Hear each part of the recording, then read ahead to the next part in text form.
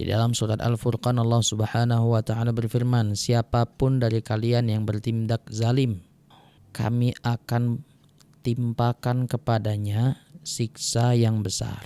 Sebuah tindakan yang diancam dengan siksa yang besar oleh Allah yang Maha Pengasih itu menunjukkan dosa ini adalah dosa besar. Dan Allah Subhanahu wa taala juga pernah berfirman dalam sebuah hadis qudsi. Rasulullah SAW menyampaikan pesan dari Allah. Allah berkata, wahai segenap hambaku, kata Allah, aku sendiri telah mengharamkan tindakan zalim terhadap diriku. Dan aku jadikan tindakan kezaliman itu juga sesuatu yang haram, terlarang terjadi di antara kalian sesama makhluk.